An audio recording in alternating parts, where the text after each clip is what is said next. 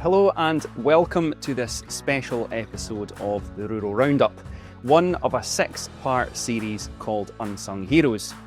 I'm Calum Johnston, and in this episode I sit down one-to-one with James Orr, an agricultural advisor with a special interest in the carbon footprint of livestock systems. In the previous 5 episodes, we have heard from farmers from 5 different beef and dairy farms in the southwest of Scotland about their unsung heroes: technology, data, biodiversity, machinery and efficiency. These farmers and their farms evidence that livestock farming in Scotland has been constantly evolving, improving their practices not only for better profitability, better resilience, better output and better lives, but by doing these things and making changes big or small, they are reducing their impact on the planet day by day.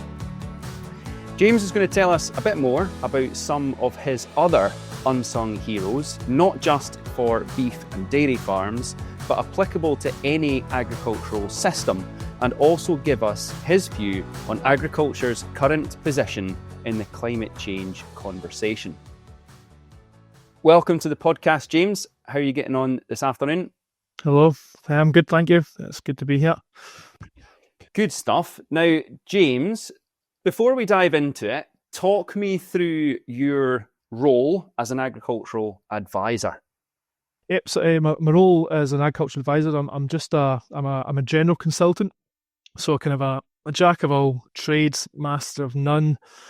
We always kind of talk about wanting to be a kind of T-shaped consultant, is what we call it. So you've got a kind of broad kind of basis of knowledge. You know a bit about every sector, then you have a little bit of specialisms within that. So my specialisms are kind of alternative livestock and carbon, and do a fair amount of work on poultry as well for the Farm Advisory Service. So, but my day-to-day role is just I look after around 120 clients in Ayrshire and Renfrewshire, and a few in Lanarkshire, where I'm from. Now, I know that you're also quite a practical man as well. You're from a farming background. Just tell us a wee bit about that. Yep, so I'm also involved in a family business with a beef and sheep farm in Lanarkshire. It's about 500 acres all in.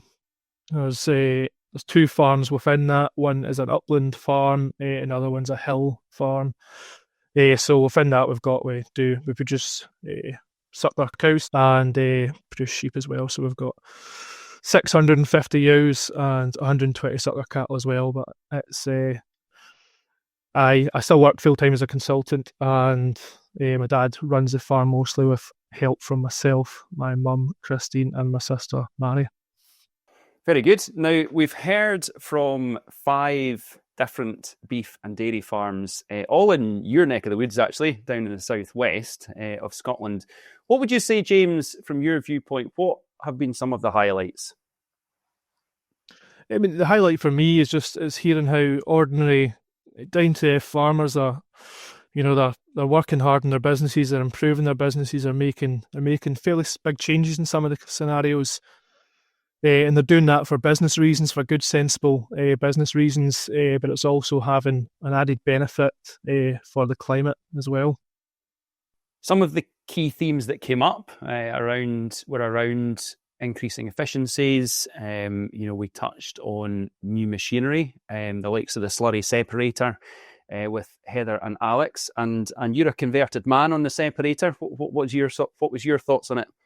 Yeah, so before I actually listened to that, I was never really convinced by the necessity of separators. Certainly, loads of my clients have been kind of complaining about the practicalities of using precision slurry application technology. It's now a legislative requirement for a lot of farms, and it will be for every single farm on the 1st of January 2027 when the rule comes into place for all farms. But if you're over certain stocking levels, you have to do it already.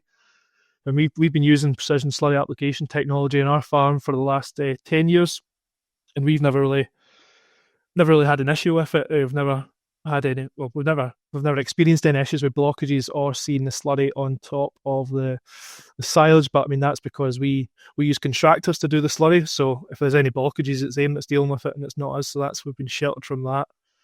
And then because we're a beef farm, we're not really doing many cuts, so the slurry's always rotted away before we actually come to it, and we're in a high rainfall area, so it's always washed away anyway. So yeah, I never really understood the reason, but certainly I'm converted now. Converted. It was very interesting to hear the story and reasons for doing it, and it certainly could help a lot of my clients, because a lot of them are struggling with the same issues around blockages and the slurry still being on top of the silage when they go to cut it. From one dairy farm to another, we also spoke to James Strang, a friend of yours, and also he's involved in the Fast Connect group that you're facilitator of. Just briefly, what's your view on genomic testing, James? I mean, that's one of the great things about being an advisor. You get to learn from your clients, and you get to, as you're facilitating a group like the Sustainable Dairy Lanarkshire group, you learn a lot from the group members, and you also get to learn on the trips that you organise for them as well, or the farm visits you do. So as well as taking them on this kind of learning journey, I'm on a learning journey with them. I'm learning, certainly. I do think if you're a dairy farmer and you're not taking advantage of genomic testing, that you are at risk of falling behind in terms of your efficiency, due to just kind of like how much quicker you could advance your breeding using genomic selection than you could without it. In your experience as an agricultural advisor, talk me through some of the other improvements that you're seeing on farms across Scotland. I mean, you can kind of summarise, I think, my view on improvements that are getting made on farm. I think we're in a period where we are going back to basics. Farming, for a long time, we've relied on kind of chemicals to get us by, to get through, and due to a mix of kind of policy pressure from the consumer, and the wider food industry, but also the pressure from price. So, like a lot of these chemicals that we've relied on to get us out of a hole are becoming quite expensive. So really, I see the future of farming is we're going back to basics. It's 1940s farming the way our grandfathers and grandmothers farmed, but with modern technology. So, I mean, soil health is going to be key going forward. It's not something that we can, like, fertilizers become more expensive, so you can't just chuck chemical at the problem anymore. We're going to have to do a better job, and farmers are doing a better job. There's a lot of interest, especially the Farm Advisor Service events that we run on soil health. There's a lot of interest from farmers in that, and they're all taking it on board. So, I mean, soil pH is an example of a soil health indicator that is a real key kind of thing for farmers to improve. If you're not looking after your soil pH, I don't even think you're not at the races. It's absolutely critical. It underpins soil. To me, I sometimes talk about kind of platform farming. It's kind of farming from the ground up. So your soil is your platform. You look after your soil, it looks after your crop. The crop looks after your livestock, or if you're an arable farmer, the crop looks after you. If you're doing a good job of the soil, it takes care of the rest of it. And then if you're doing that good job, it'll take care of the finances and everything else in the business as well. So, I mean, just to look at soil pH is one thing. If your pH, so the target pH for most soils anyway, this does vary depending on your soil type, but let's say the ideal soil pH is 6.5. If your soil pH is going to drop, typically it's going to drop 0.1 each year. So if you drop down to a pH of 5.5, and certainly in the soil testing and soil analysis that we do through our lab, we see a lot of soils a lot lower than that. But if we just look at a soil dropping from 6.5 to 5.5, which can take only 10 years to do that, if you're putting on one application of fertiliser at 100 weight per acre of 24,414, your pH dropping from 6.5 to 5.5 is going to cause a drop in the nitrogen utilisation in that fertiliser of 23%, which is equivalent to £8. Or in for the phosphorus, the phosphate component, it's a 52% drop in utilisation, which is equivalent to £3 lost. Or for the potash, the K component of that fertiliser, it's a 23% drop in utilisation, which is equivalent to £2.55 per acre. So I mean that's absolute it's massive losses per acre there of like the fertiliser that's just not getting utilised. And that's not only fertiliser that's not getting utilised, that's grass or crop that's not getting grown. So you could argue there's a financial loss on top of the actual lost value in the fertiliser. So I mean, the soil pH just totally underpins anything you do, and that applies to every single type of farming system. It doesn't matter whether you're an arable farmer on the East Coast, or you're a dairy farmer in the Southwest, or if you're a crofter up in the Highlands and Islands. It's soil pH is critical. One thing we perhaps didn't touch on was legumes, and I know that it's something that's brought up at a lot of farm advisory service meetings across the country. What's your view upon that?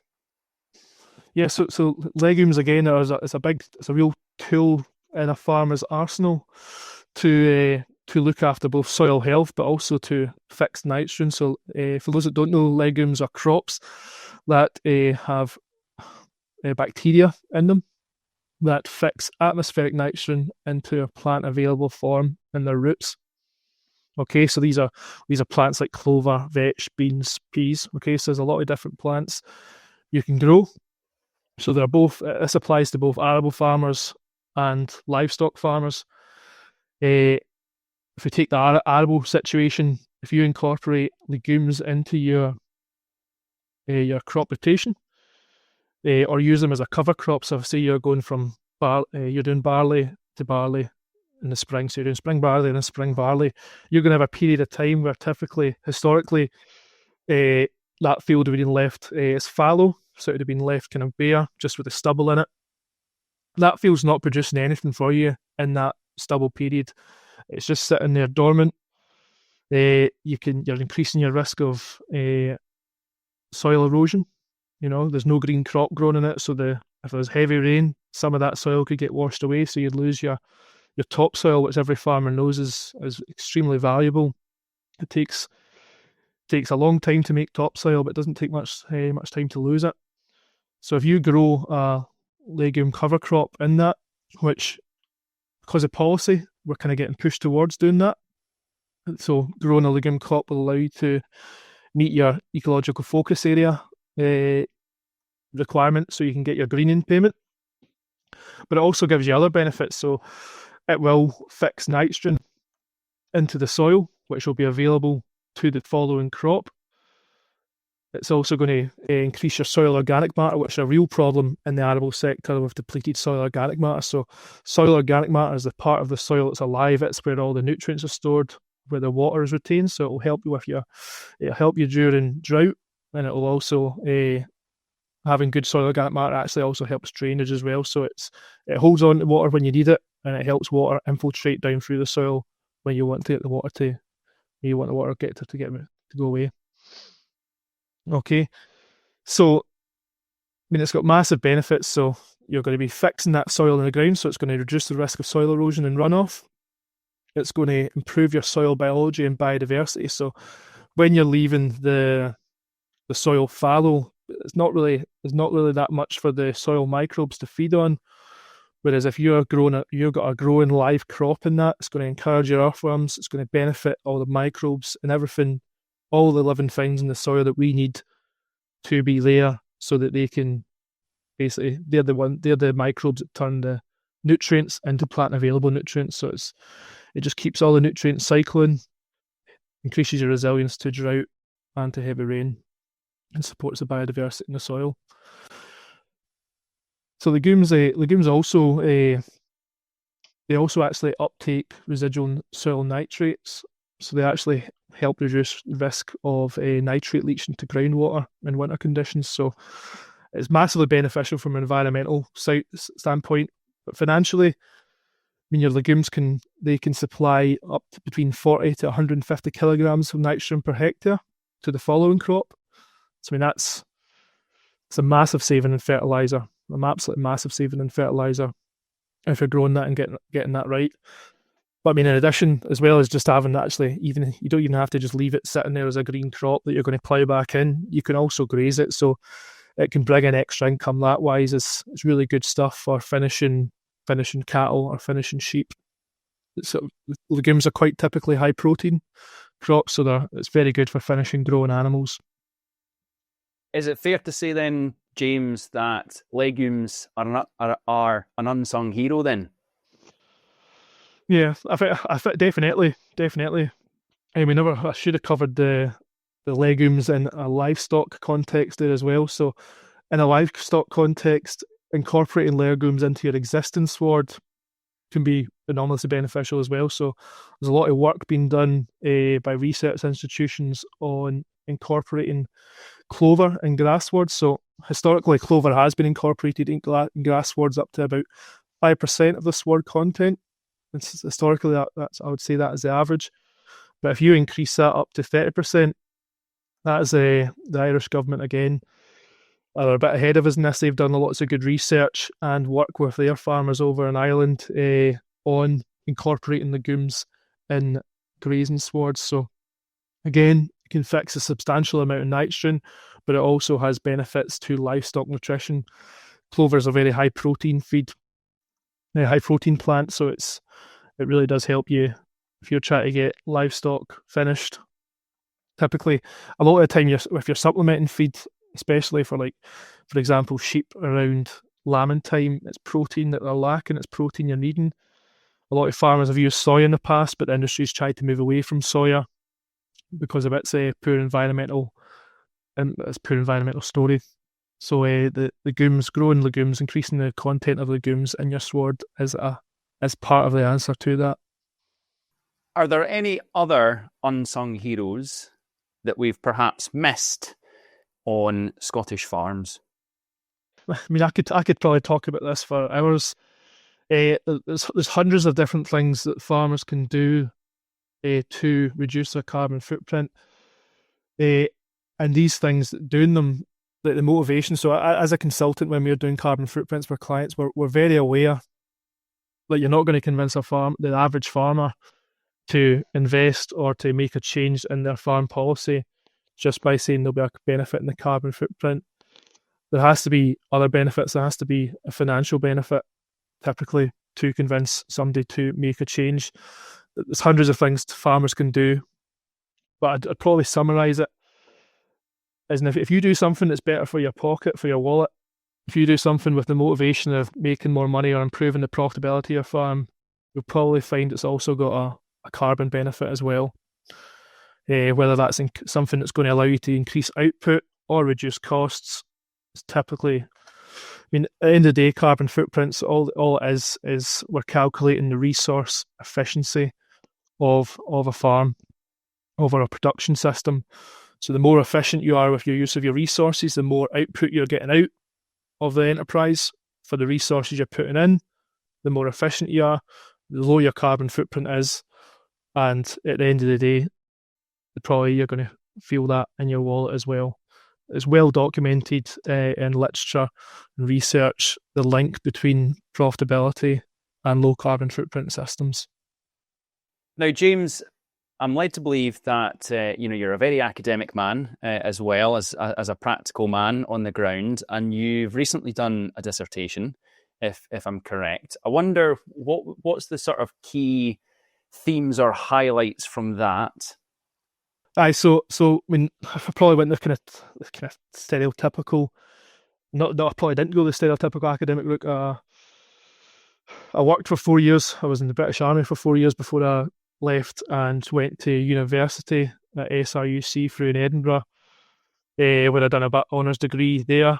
After doing that honours degree, when I joined SEC Consultant as a advisor, I undertook a part-time master's programme, in which I done a kind of final project, a thesis at the end of it, into which I looked into the variation in the carbon footprints of different livestock systems in Scotland. So the big issue when you're at university and you're trying to find something to do your thesis on is you need data to do your thesis on. And luckily, I managed to get hold of 3 years worth of carbon footprint data from Scotland. So what I did is I basically split it into different production systems, so different types of farms, different sectors, and I looked at the variation in the carbon footprint. So what's the variation in these systems? So like from the most efficient dairy farm to the least efficient dairy farm, what's the gap in between them? So it was a very interesting project, and there was a lot of kind of interesting kind of results that I didn't really expect that came out of it. There was some things I did kind of expect that were confirmed, but there was some things that I didn't expect to see. And in the process of doing that, you have to do a big bit of work called a literature review, where you review all the existing research on carbon footprints, it's a very interesting process in itself, looking at all the different research that's been done across Europe and across other parts of the world as well, the work that had been done so far. So, I mean, one of the big interesting things I found when doing that is I did find the clear link, the clear evidence in research that lower carbon footprints equates to higher profitability systems. But also, I mean, in Scotland, Scottish farmers have already achieved quite a phenomenal emissions reductions in my masters I managed to find data from 1990 to 2015, so this will be a bit out of date now, but in that period Scottish farmers had reduced their emissions by 25.8%, which is 3.8 million tonnes of carbon dioxide equivalent. So it's an absolutely massive reduction in our carbon footprint, but also we've done that while increasing output, or at least maintaining output. So output increased by, it's probably quite a modest figure, but by 1.5% during that time.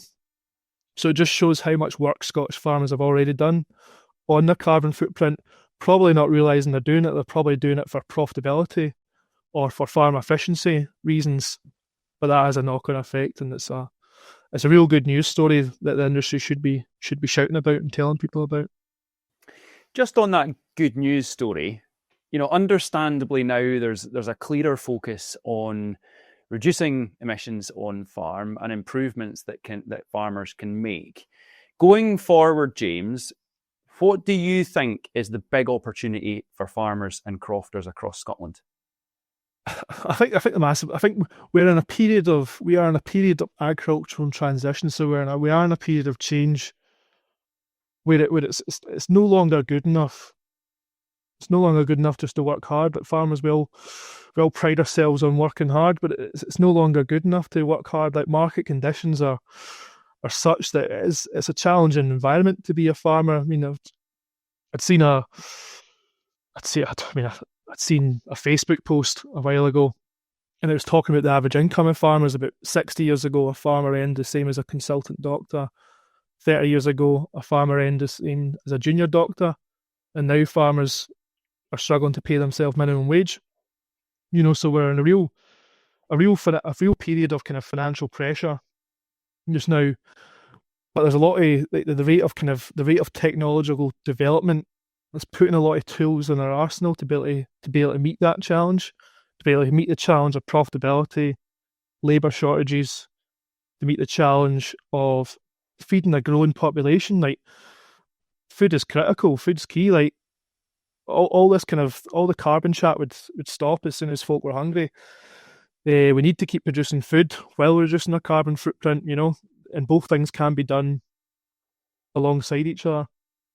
So, I mean, there's a lot of noise, but it's farmers.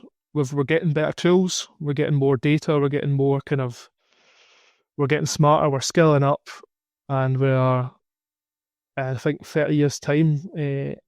30 years time, as I said at the start, I think we're going to be doing 1940s farming. We're going to be doing the basics right, but we'll have modern technology to help us along the way. You mentioned there about 1940s farming, almost going back to those days. You're working with farmers every day. You're providing advice, practical advice on farm. Based on the 5 farmers that we've had on, what are some of the key takeaways? So I think Douglas Frame one of the key takeaways is how he kind of built his system. He set himself a target that I'm going to calve my heifers at 2 years old, set himself a target, and then he built the system around that. I think that's a key change a lot of my clients could make, and a lot of other farmers can make, is to have that change in mindset. A lot of farmers, and we're all guilty of this. It's very hard to do when you're in the middle of it and you're fighting fires. You're trying to, it's a old saying, you can't see the wood for the trees. It's taking that step back and changing your system to thinking about what are my aims in life, what do I want my lifestyle to look like, and then building your system around that. And if you do that, you'll hopefully give yourself the kind of the mental space to continue to review your system and to make changes as they become required. Another key takeaway is from Glenn Nielsen at Park Farm, what they'd done with the solar panels. Had a really good financial story, had a good climate story. But to me, it's also one of the key things I'd like my clients to be doing is to try and build sustainability, or build resilience into the system. So reducing their reliance on outside factors. So like as I said in that podcast, we've seen after the Russian invasion of Ukraine, electricity price jumped up 90%, which will have a real negative impact on a lot of high energy use businesses. It will have a real negative impact on anyone that's having to deal with that increase in price. But if you can shelter yourself from that by investing in your own infrastructure, investing in that example there, producing your own electricity, it really shelters yourself from that kind of volatility in the market. And that kind of lesson of building resilience into your system goes for some of the other examples we looked at as well, like with the Alex Marshall and Heller Diet having the slurry separator, which allowed them to reduce their purchased fertiliser use. They'd really seen the benefit of that reduced fertiliser need when the fertiliser price went through the roof, and that, again, following the Russian invasion of Ukraine.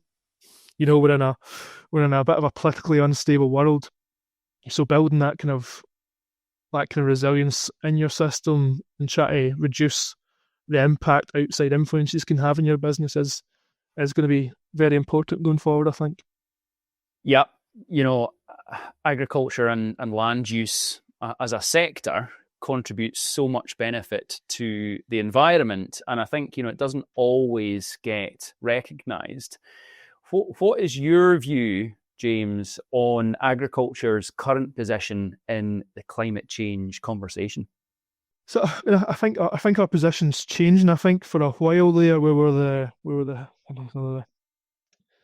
whipping dog. We were getting unfairly blamed for climate change. I think we were just an easy target. We're a small percentage of the population. We're quite insular as well. We're not very good at telling the public about what we're doing or what we're all about.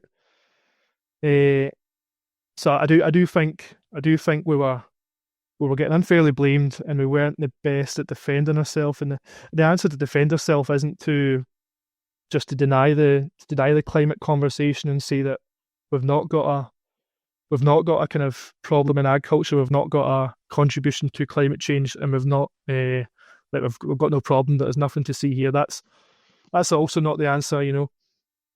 We are part of the problem. We do contribute to climate change, nowhere near to the extent a lot of so-called documentaries have claimed.